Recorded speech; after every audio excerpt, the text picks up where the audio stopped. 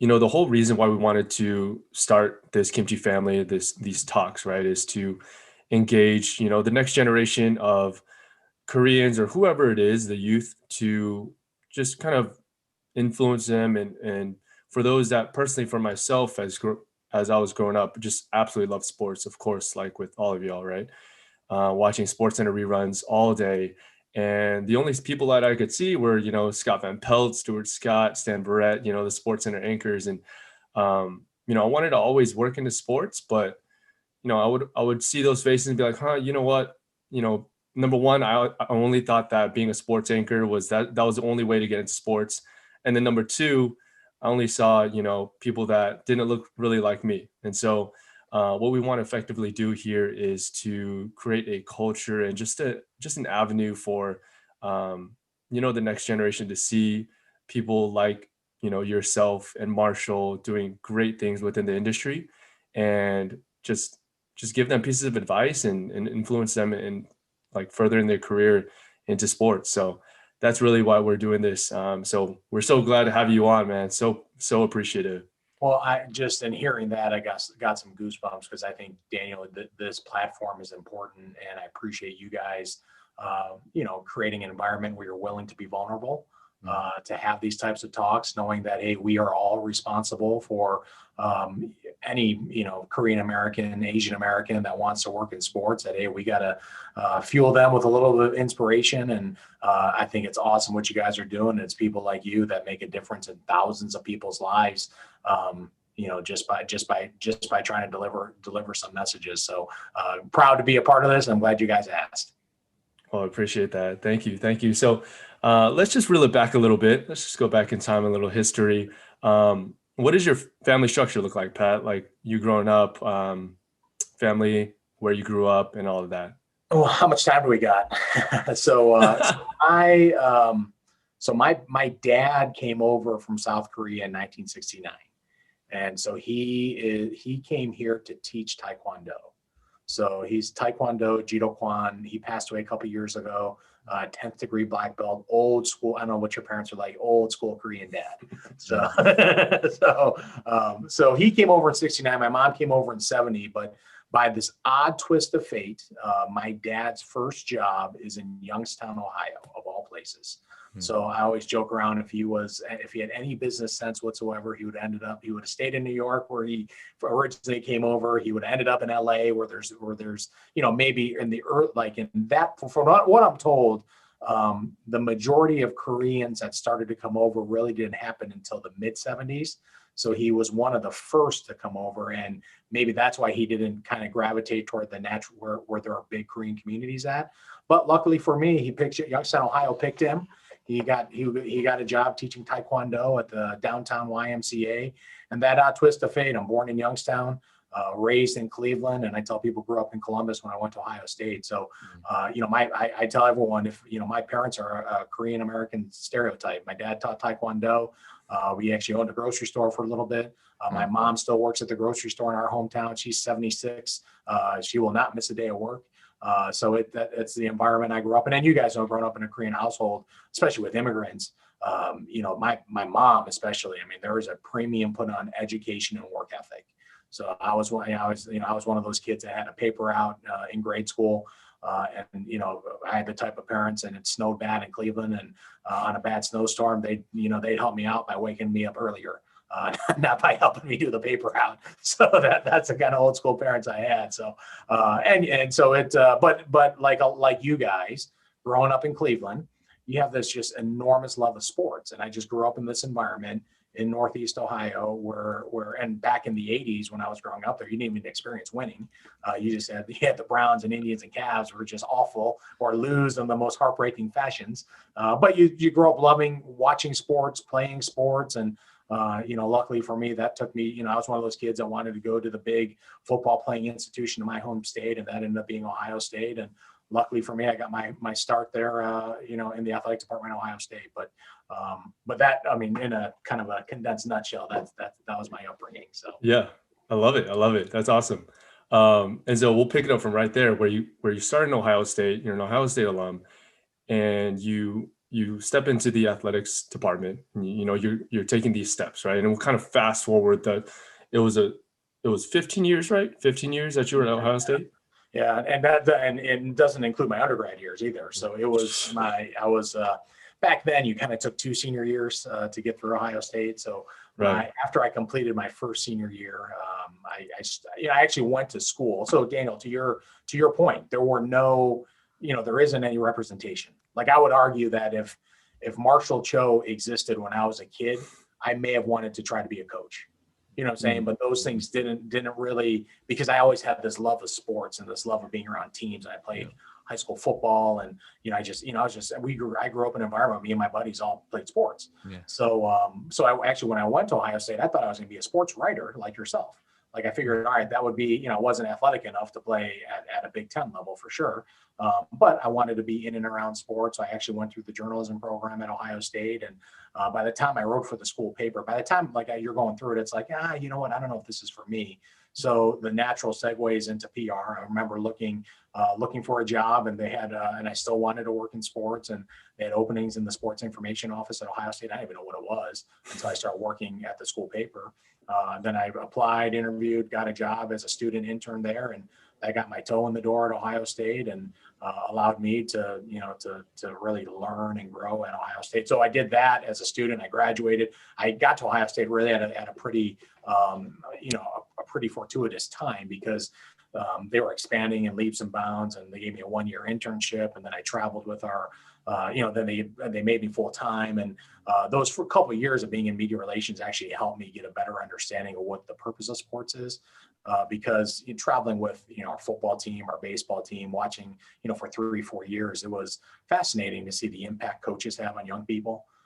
To see the maturation of freshmen all the way to seniors, and that whole process, and just how team and life and all these things that go into this college experience. And luckily for me, the AD saw something in me maybe I didn't see myself. He gave me an opportunity to switch to fundraising, which is a big part of our industry, and that changed the arc and trajectory of my career. And then in about 2005, the current AD showed up, Gene Smith, and you always need someone.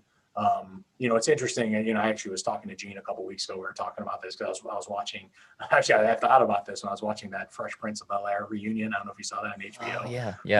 But they're talking about someone at a certain point has to pull you through the door, and Gene was that person for me. I mean, he actually put the seed in my head that we were talking about life and goals and careers, and we just had we had, I think we had 2 kids or maybe at least 1 kid at this time. He put here's the best AD in the country, pulling you aside and say, hey, you know what, you could do this job. He's like, it's gonna take a lot of work, but you have it within you. And when someone at that level says something like that to you, it's like, oh, you know what, this guy really believes in me. And he not only pulled me through the door, I told him he built the door for me, because there weren't anyone that looked like me or looked like us that were athletic directors. But Gene, to his credit, taught me the business, held me accountable, gave me more and more duties. And, it just got to a point, where I knew I needed to go take a chance. I needed to grow. And you guys know the only way to grow is outside your comfort zone.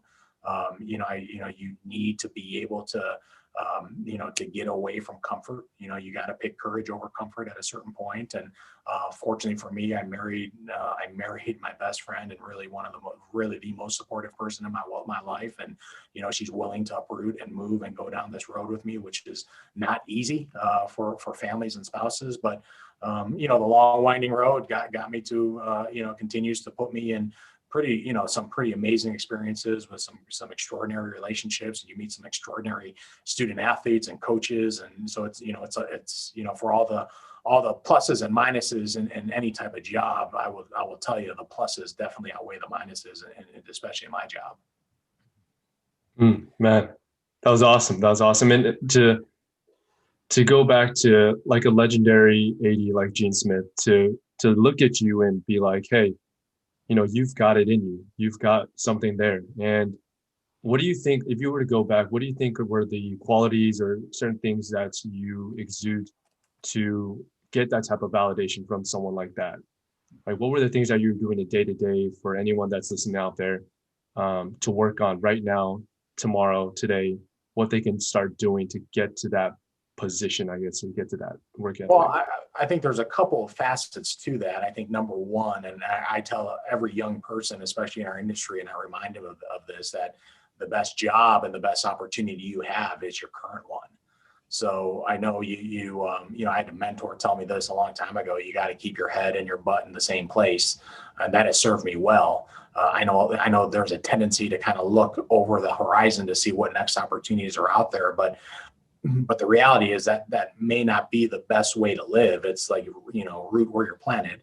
And if you can stay focused on what you're doing. So I think a couple things. I think one, I know Gene, I took great pride in the work I did. And on the other side too, it's, especially in that fundraising role, you guys know this, if you're going to do anything extraordinary, with team and life, it takes relationships, and in fundraising, it is a relationship business.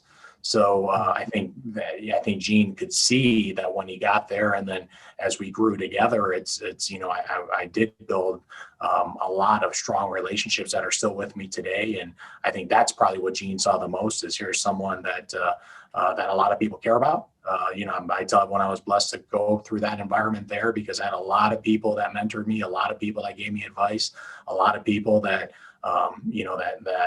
that took pride in trying to nurture me. So I think when the combination of those two is, Gene's not going to promote anyone who's not a high performer. But on the flip side, I think he could see that, probably the most important thing, if you're going to do anything extraordinary in life, it takes a lot of relationships. It takes a lot of people to help you get there. Yeah. Yeah. And you've touched on fundraising, and you've built up this reputation of being such a phenomenal fundraiser, right? And so for everyone that's listening, I know many people, even myself, can think of what fundraising would look like in an athletics role. But what does that, we take a more granular perspective, what does that actually look like on a day-to-day? And what has set you apart from, numerous of other ADs or anyone who is trying to fundraise? What has set you apart from, actually achieving those goals? Well, I think I was trained well, and a lot of it has to do with going again with the upbringing I had with some really good people that taught me the business, and really Gene and actually his wife Sheila Smith, and we put a premium there, no different than recruiting. I mean, we put a premium on activity. I mean, we would work. I mean, we would go see people. We would we put in some ungodly hours, and like I said, it all goes back to having a very supportive spouse that understands you have goals and you have dreams, and the pathway to get there is through work and productivity. So I think one, I always thought, I personally don't think there's a magic formula. If there's a magic formula to fundraising, I don't know what it is. To me, it is just about putting the work in and visiting people. And on the flip side, also, I mean, I look at when you sit in this seat in an athletic department, it is important that we as an athletic department have a unified vision, and we have a purpose, and to be able to articulate that to our alums and to our supporters and to local business owners about, hey, this is what our purpose is, and this is our vision where we think we can take Washington State to. And man, if you can support us, and we get other people like you to support us, I mean, there's really nothing we can't accomplish. So that's probably the big picture piece of it. But it's this where I'm at now, it's an easy place to believe it. I mean, this place recruits. I love sitting and talking to high school recruits here, because I always tell them, hey, this place is not for everybody. No, I mean, every school is different, but hey, if you want to come here and be great, and when I say great, I look at Clay Thompson, I look at Gardner Minshew, Morgan Weaver, number 2 pick for the Portland NWSL team. I said, well, if you want to be great here, you gotta be a little better teammate, a little better leader. You got to put a little bit more time in. You got to care a little bit more. But man, if you want to be at a place that brings out the absolute best in you, this is that place. And I've seen it time and time again. So it's the nice thing here is our DNA at Washington State really fits me well, because I did go to a big land grant school for my alma mater. I did grow up in the Midwest, which feels like Eastern Washington. And the people here are just so nice and loyal to Washington State that, they believe in the power of athletics. And, by and large, all of our alums understanding by supporting us, we can and should do more. So speaking of that vision, last time you and I had a chance to have a conversation, I asked you about like what you were looking for in your coaches, right? So for the people to execute, at least on the coaching side of things, Could you share just with the rest of us, like what that, what that is exactly, and how you sell that vision to the coaches that you've hired? Well, the greatest coaches I've been around understand the power, and it goes back to that keyword, relationships. And I'm sure Coach Cho, you've heard this, you can't unlock potential until you unlock people. And so if you're going to unlock people and you do it at probably the hardest level, the high school level, it takes time. Relationships take time. Trust is built over time. So I've always felt, and the coaches I've seen that do it the best at the highest level, they put a premium on relationships. And I always told myself, even after, being at a mid-major school, your pool of coaches are very different than, what you could get at a Pac-12 school, but you learn and you kind of adapt to basically, what fits that respective institution. Fortunately for me here at Washington State, this is a place that values people and relationships. So, but I've always felt it's those people that can really, dig deep. I mean, Marshall, you probably have countless stories of the kids that you had to go deep, and you had to dig deep and find the good kid, and find the kid that wanted to, that could actually, hey, you know what, I can be a little bit better, but that just takes time. And that is a skill set not everybody has. So to me, especially now there's a reality, you got to win, especially at this level. And I tell them, we don't apologize for wanting to win here at Washington State. We're all very competitive people, and we represent this place, and this place expects to win. Fortunately for us, we know we're judged upon how we win. So we also need an expertise in terms of how you coach the game, what you do. We put I think with all the coaches we've hired or we've retained here, there are some specific things they do with their respective sports schematically that we feel give us an edge in terms of preparation and recruiting to a certain specific system. So that kind of lends well to Washington State. But at the heart of it all, it still comes back to people, and it's those coaches. I mean, you've been around it. The best coaches get the most out of their people. The best leaders get the most out of their people. The best CEOs get the most out of their people. Coaching a little bit harder, because there's a lot that goes into it. And firsthand, there's a lot of external voices in athletes' heads now that time and age when I was growing up, the high school coach had so much influence. Yeah. Nowadays, you're one of some, but hopefully, it's like, I've heard Urban Meyer say this. It's like, you should listen to your high school coach. I mean, it's, they probably do have, the most invested in you, because they've known you the longest, and they're not going anywhere. They're not trying to leverage you for another job. They want to see you be the best you can be. Yeah. No, that's so on point. I found myself just complaining even to my coaching staff today, just, it's so hard to stay connected. Oh, I think just for you to remind us, it is all about relationships, and relating to a 16, 17, 18-year-old today in this COVID time where you can't see them face to face. There's really something, they communicate through text and all that, but you have your own kids. I have my kids who are going to be just on the cusp of having that form of communication, but there's something to be said about a face to face and tactile touch, hug, like all of that, like a hand on the shoulder that we just can't do right now. I mean, to read body language is the greatest coaches do it. Mm-hmm. I mean, you need to know when, if I'm playing for you and I go 0 for 5 shooting threes and my body language is horrible and it's affecting me on the other end of the court, mm-hmm. You need to not only recognize that, but you also need to know, all right, what is the right thing for me to do? Is it to sit me? Is it to put a foot up my butt? Is it a pat on the back? And those things take time to figure out as a coach, what is the best method? Because you're trying to get the most, and you're trying to get that person to a different place. And I mean, it is one of the most fascinating jobs. I tell you, when I have the most, I'm inspired and have the most compassion for our coaches. Like even now, I mean, you're going through it. I mean, to try to do this during the pandemic, when you have to socially distance, when you have to wear masks, when you've been resigned to Zoom. I mean, there's so much, and it's. Can you be the one? So like I always remind our coaches, like on day one, here's my advice to you, Coach Joe, like on practice one, it is not going to look perfect. On game one, it's impossible, because you're not going to be able to practice perfect. So what you got to keep your mind on is it is always about progress, not about perfection. So if you can keep your mind on progress as a coach, you'll have a chance this year, because it's not going to look like there's a standard at your place. There's a standard with our women's soccer team, but the reality is if you can't practice at that level, you're never going to, it is impossible Like you're only as good as your Yeah. practice. So it's impossible. You haven't had to build up. I mean, you're going to start basketball in May. It's unheard of. So you just gotta put yourself in the right mindset that, all right, we got to just progress. The whole thing is always built on, hey, we just got to get better. Every opportunity, let's get better. If you can stay there, I think you got a shot. Yeah.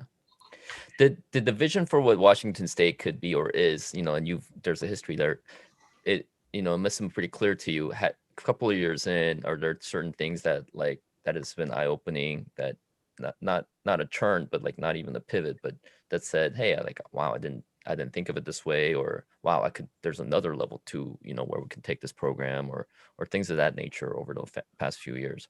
Well, I'm a very this may be our Korean upbringing, but I'm probably more regimented than I probably admit I am. Yep. So I am a plan person. So like I need so here, like I keep it by my desk. Like we put together a strategic plan.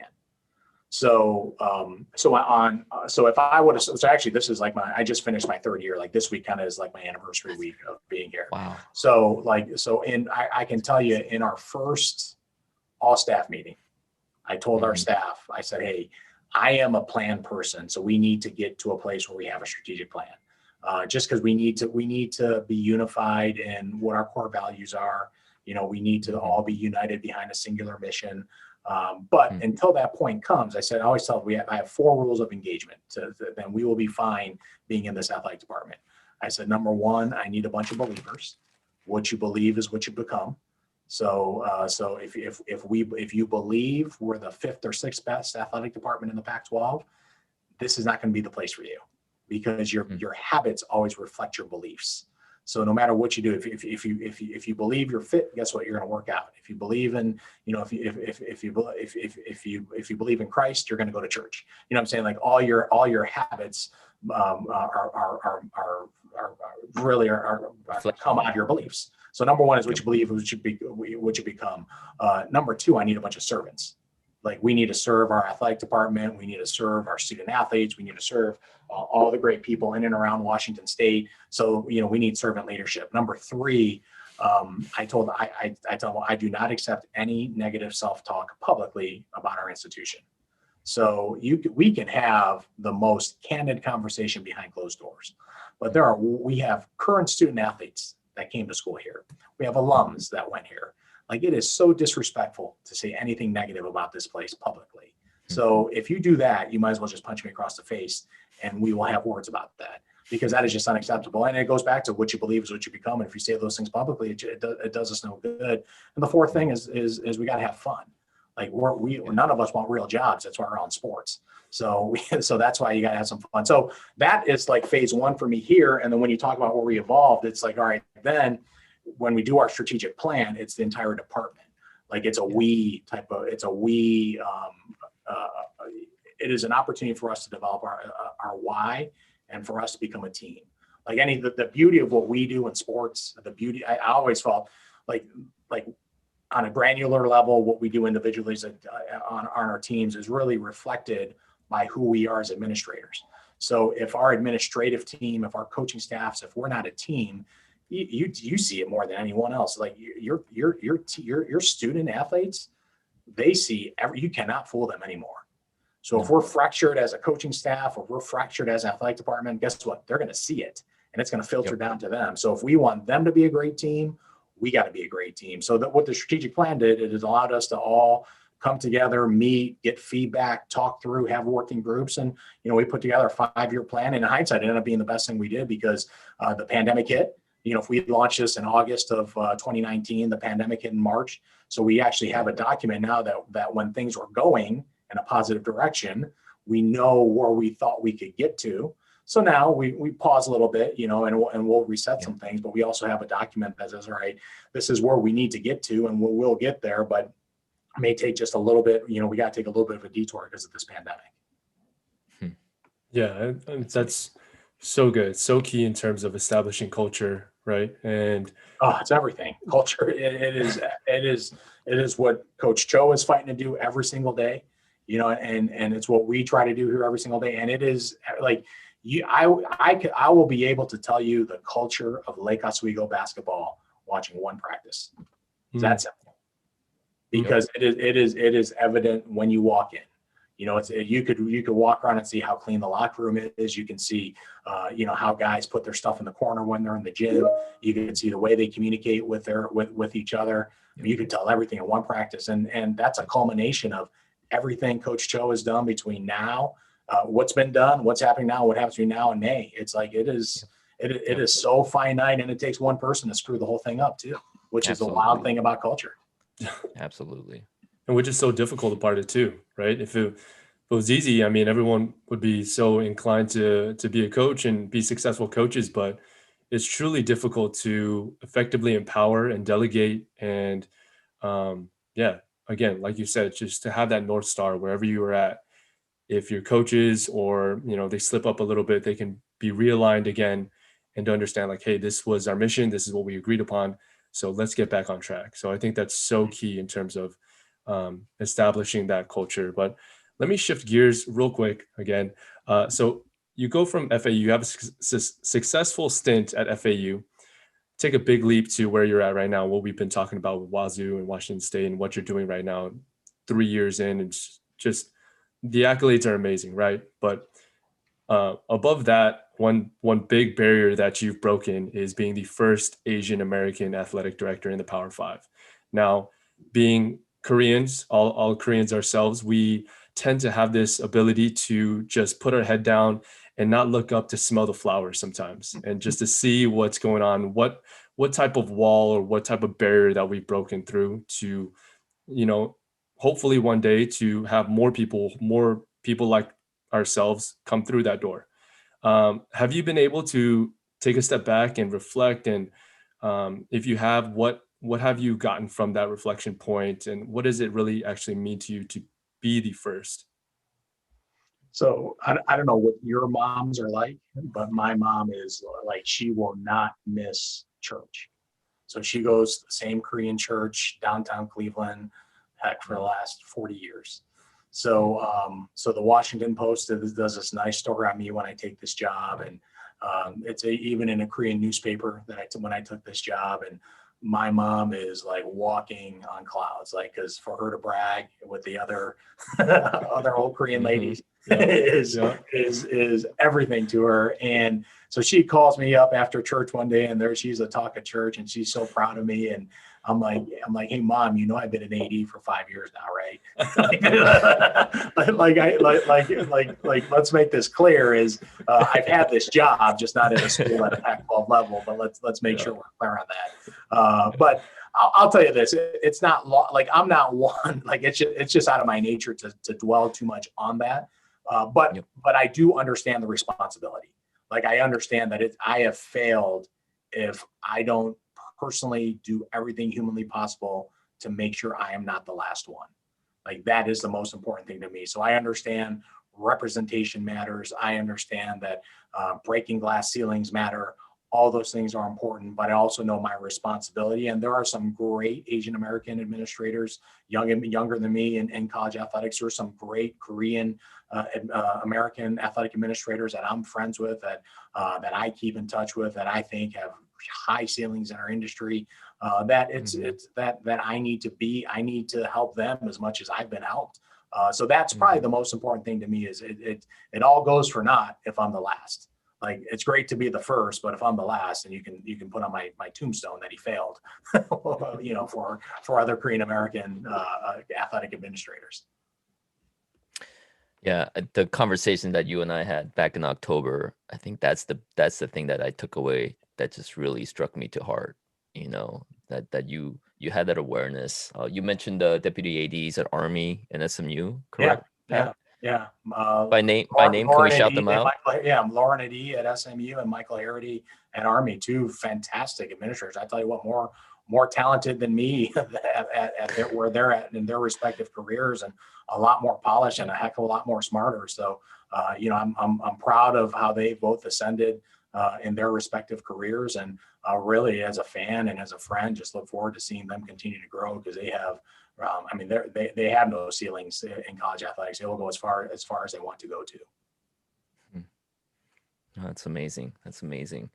So Daniel, you got all these notes down. Are we going to be able to apply them into our little team building project that is Kimchi Express? Oh What do you yeah, that's think? right. Oh, I mean, thank God we're recording this so I can replay this back 60 times in a day. Um, but Pat, I actually have a question for you. So I don't know if you know about something called TBT, the basketball tournament. It happens every summer. Yeah, Play for $1 absolutely. million. Yep. Yeah. Well, I've started a team there back in 2016, and we've been in the TBT, qualified in it for 3 years out of the past 5. Now, one of the big things that I wanted to pick your brain on is, we've been able to go from actually back in 2016, a group of friends, back where I live here in Southern California in Orange County. There's a huge Korean population. So grew up with a lot of Koreans, junior high, Great high school. basketball. And great Yeah, basketball. yeah, yeah, definitely. And you know, just like you can probably picture like 5 Korean dudes running the floor at your neighborhood 24-hour fitness, like that was our high school team. And so we'd call ourselves the Warriors before the Warriors. And so we always went back and forth in terms of, hey, what would it be like to play against the pros? And this tournament provided that opportunity and the added benefit of playing for $1 million. So, we started out as a group of friends there and quickly transitioned. We've gotten to the tournament, got some buzz, and had that experience. And we wanted to evolve into, we saw this platform as, there's some pro ball players out there that really need this platform, number one. And then number two, just it's an awesome opportunity to play back home. A lot of these guys go overseas to go ahead and play back home in the States in front of your friends and family. It's just unbelievable opportunity. So we took that and were able to recruit with like zero connections to the basketball world, recruit these pro basketball players, win a game, and actually compete into the TBT. Now, that kind of fast forwards us to here, current day, where we're trying to duplicate that level up, but also gain, I guess, like sponsorship or partnerships. And so this is where I want to kind of pick your brain on is what are some, you mentioned the tricks of the trade in terms of partnerships, and of course, like it's relationship building. It's a lot of building trust, but in a highly kind of volatile, very fluid, every summer type of kind of gig. What are some pieces of advice for the Kimchi Express to go ahead and nail some sponsorships, some partnerships? Like, what would you advise? I would fan out your network. If I was an owner of a company and I just heard what why you put your team together, I mean that right there is a compelling story. And you're right. I mean, the platform you give is important as well. So I mean, what I would do is like if it were me, I would work with your team. But I mean, you're in Southern California, so you're in an epicenter of Korean Americans, Korean American business owners. I think there's be a lot of people that have a lot of pride, especially where you're at from a regional standpoint of wanting you to be successful and understanding that there's a purpose behind this. This isn't about a team winning $1 million, although I think you guys would be happy. Mhm. This is more about, hey, we're trying to create awareness that, hey, there's some, especially where we're at. I mean, is it all Korean team? It's going to be a few sprinkled in, but Okay. yeah, But it it's started, yeah. started with The Koreans. name Yeah, obviously has a yeah, big Korean feel to definitely. it, yeah. Mhm. So I think with everything you do, it's just, although it sounds trite, it just comes down to um, being able to articulate the vision of the Kimchi Express, be able to show the work you've done, and just make sure that you have the right relationships opening doors for you to be able to articulate that. And then, the easiest thing to do or the hardest thing to do, depending on the lens you look at it, is asking people for help. But I always tell more people, more times than not, is like, yeah, people do want to help you. Because none of us would be where we're at in lives if other people didn't help. And everyone should have the want and the desire to pay forward and to Right. help others. But I think you have a compelling story there. I think you're in the right region of the country to be able to gain sponsorships. And I think I think you just got to go out and ask people. Yeah. Because I think if you go ask people, I think people will say yes, because I think you have something that's easily supportable. Appreciate it. Thank you. Thank you. No, absolutely. Just to validate, how you said, Pat, like again, the coach in me always, these lines stand out. The mentors that took interest in you, Pat, saw something in you that you didn't see for yourself. As Daniel's over there taking a swig of water, like I got a chance to meet him. He reached out to me. He and his friends came up and visited in Portland. I just see like this next generation of Korean Americans, like the gumption, the courage to, the wanting to go for it. I sometimes I look at, you and I are similar age, and I think, gosh, like if I had that, then, where that mindset to attack things that are in front of us, like where we would be, It is inspiring, because you're like it would never even dawn on me 30 years ago. Where am I now? In college, Yeah. even out of college, to do something like you're doing. Like it wouldn't even dawn on me. Yeah, I love same. basketball. You know what I'm saying? Like basketball, I would argue is my favorite sport to go play. Yeah. Not at that level. Hold on a minute. Hold on a second, Pat. Let's make sure we got that part though, right? Okay. We're gonna have to go shoot some hoops next time we're in the same city. But, during the pandemic, I made it a point to try to get my shot back. Hey, Yeah. me too, Pat. I think that's like a middle-aged. It has to be. Like something going on. I'm doing the same thing. But yeah. Quick aside. So growing up at Ohio State, we were a big noon basketball playing athletic department.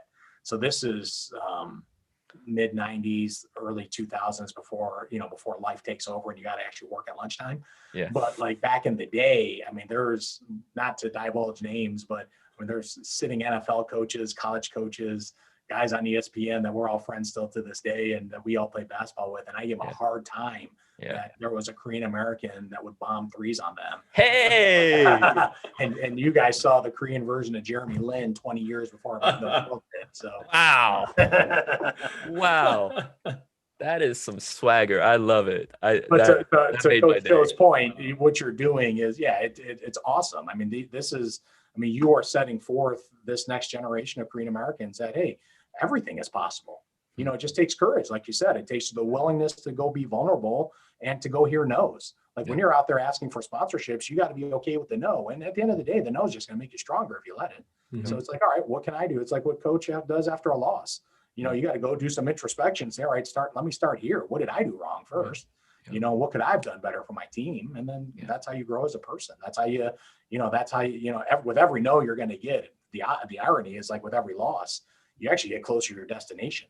Like you get closer to fulfilling where you're supposed to be, because man, if you could persevere and learn from a loss, man, just think what happens when you get the wins. Yeah, that's amazing. You talk about the wins, and it makes me think about, there are times when I'm at a regular public high school, obviously a storied program with Kevin Love having played here and all that. But, prior to this, I came from DeMatha Catholic. Like if you're comparing DeMatha to like the Ohio State athletics, I think I've been guilty of like, man, when I was at DeMatha, like this was done. And then I had to snap myself and say, no, I'm at Lake Oswego. But there's elements that of the practices, the standards, the expectations of winning that I learned at DeMatha and USA Basketball that I try to implement here at Lake Oswego High School. Like, are there aspects of that you learned at Ohio State that you think, hey, actually, this is again the DNA that ran in Ohio State turns out I noticed here at Washington State? Like, are there things that overlap that you've tried to focus on without tapping back to when I was at Ohio State type of thing? Well, I would say this: the number one thing that translates is the most important variable are your people. Yeah. So you can standards. I mean, if you have a standard of excellence, man, you better go hire assistant coaches, assistant athletic directors that believe and can adhere to that same standard of excellence. Yeah. Like when I talk to our athletic department and even talk to our coaches, I remind them, hey, accountability in our environment is a positive word. Like accountability cannot be bad. Like we all have to embrace it. Like that I care about you enough to hold you accountable. Like you care about me enough to hold me accountable in a very positive way. How great of an environment are we going to have? And that leads to excellence. Like mistakes happen, but you got to learn from them. Losses happen, but you got to learn from them. So to me, it all comes down to surrounding yourself with the right people high school is a little bit different because the school district kind of decides who's in your district. But if you have the right staff around you, I mean, and everyone is aligned in the same direction on what are the expectations. A little bit harder work with high school kids that we got to nurture them to get to this point. But man, the rewards are extraordinary if you can get there. And even for us, a lot of times we get the best athletes on a bunch of different teams that have to come here and kind of have to figure out, hey, we got to sacrifice what's best for me to enable us to achieve our team goals. And that's easier said than done. Yeah. But if you can get the right environment, get the right coaches, get the right teams put in place, really anything's possible. But the thing that translates no matter what is you got to surround yourself with the right people that believe in the same ideals that you believe in, that have the tools to be able to teach them. And if you can do that, you can win, because the MAPA is going to always attract great people. Yep. Lake Oswego obviously is going to attract great people, and it's up to you as a head coach to make sure that, hey, you're not the last link of that chain. There's other pieces of it that you're going to bring that are going to be around your program. No, absolutely. You're speaking of people and culture and tribe and all that. You recently joined the Council of Korean Americans, an organization that's trying to amplify the Korean American voice. I just had a chance to just join the most recent cohort. I was really excited. What drew you to just that part of that organization, or just again trying to expand your network? Was it getting back into your Korean roots, or So I heard that, I forgot what podcast I heard this, but there's a term like what's your embarrassing Asian American story. I guess mine is when I was in college, I got one older sister, and so my older sister was actually president of the Asian American Association on campus. And I did nothing with the group. Probably more because if I went there, it's I didn't want to be bugged, and it's a different place when you go to college, and it's I didn't want to be around her. So I would say, in hindsight, that was probably pretty bad not to do anything with that group. So I think when you fast forward now to 2020, I had some engagement with some of the members in that group, read up about it, but I think it's really when all the social unrest started to happen, you do a lot of introspection on, I have a responsibility to my own community that I need to do a better job with. And embarrassingly enough, I don't think, I have not. So it's, in a smaller degree, connecting with other Asian American, Korean American college administrators. Well, that's easy, because we see them at convention, it's easy. It's a phone call, it's a text message, but doing things on a macro level and with all the things going on, talking it through with my wife, it's hey, I think this is something I need to do, because I need to go learn. And I need to go figure out how can I help and serve, because you and I have very different backgrounds than anyone else in that group. I would argue that I probably have the lowest SAT score out of anyone in that group.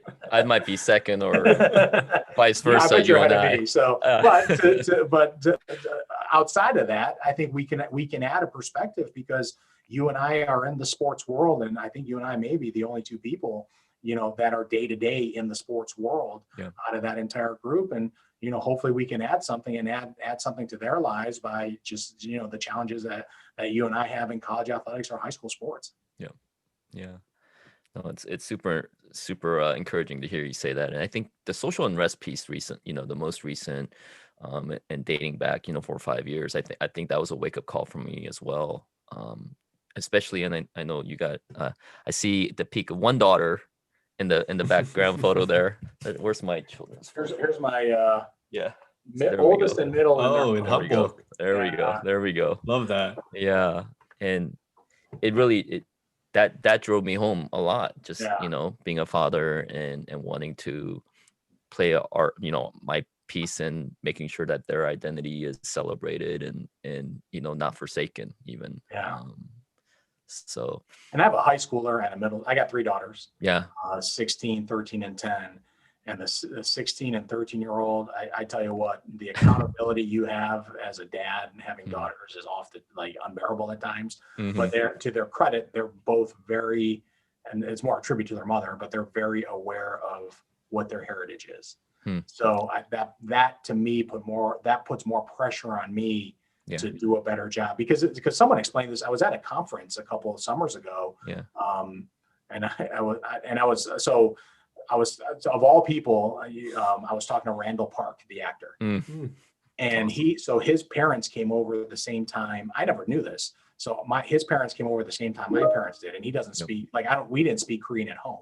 Right. So because of that, I actually took Korean in college, and I could probably get away with, I'd have an awful accent if I spoke Korean, but he had actually brought up to me that Koreans that came over in the late 60s, early 70s spoke American at home because they had such a hard time adapting to the culture. And if they would have came over in the mid 70s, then it became a little bit more acceptable to speak Korean in the house. So I grew up in a household where we didn't speak Korean.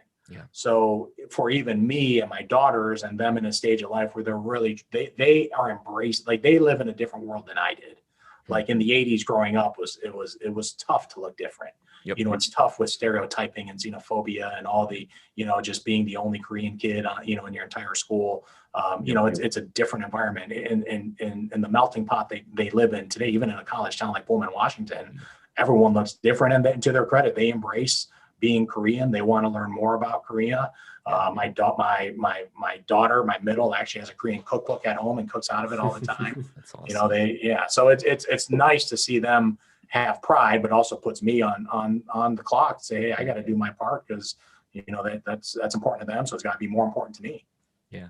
You said accountability earlier. You're getting it from your daughters. Daughters hold you accountable. You could never understand until you have one. Well, you got 3. You're, as the Koreans say, you're a wealthy man. Yes, that's right. So, that's right. That's great. I have one, and I can't imagine that times 3. You're a stronger man for it as well, Pat. Yeah, so. Your self-esteem gets beat. And to that point, I think it's super powerful in terms of what you said.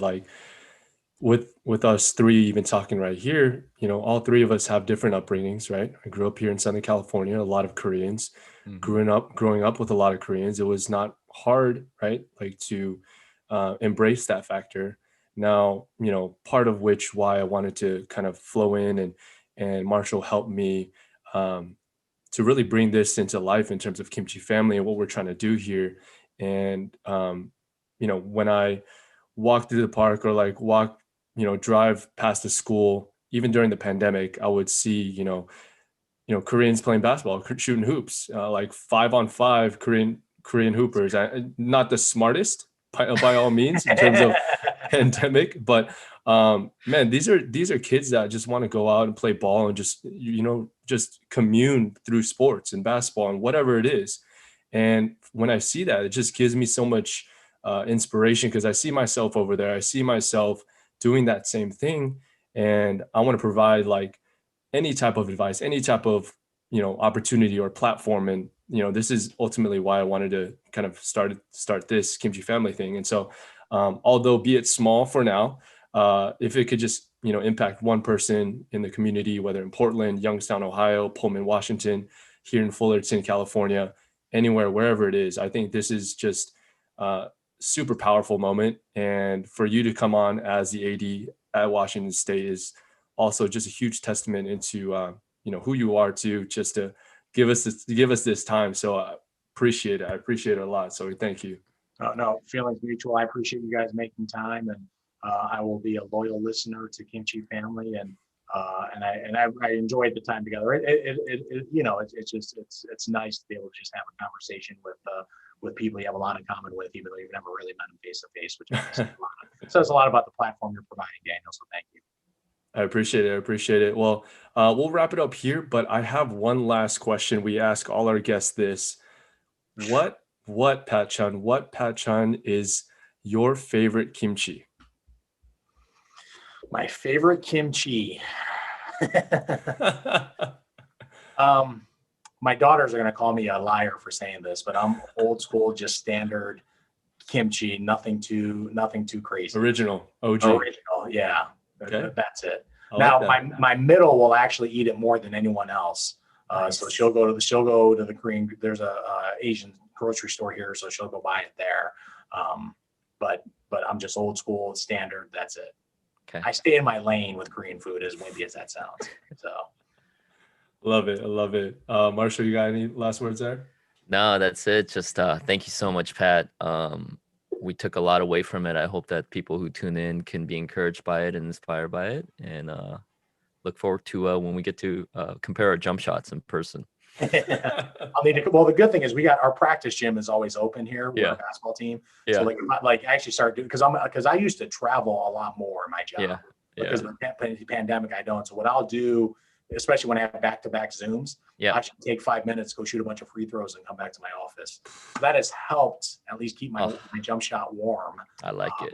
But like it. but it's still but whenever we're together, Yeah. I'll be ready to go at least for a 3-point shootout or a game of horse. Oh. Okay. No, I'm gonna go right out the door and that reps up right Road now. trip to Pullman. Road trip to Pullman. Let's go. Yeah. I don't know if I'd have Coach Smith, Coach Kyle Smith, who's having a great season, like give you any pointers or anything. No, I do it in the darkness of no one in the gym. I will No one watching you. Yeah, I know myself well enough. There will never be video of me throwing a football, throwing a baseball, That's smart. throwing a basketball. That's smart. Respect is lost really fast in this environment. So Yep. I don't want to set myself up for failure. Okay. That's wise. Well, thanks so much, Pat. Really appreciate it.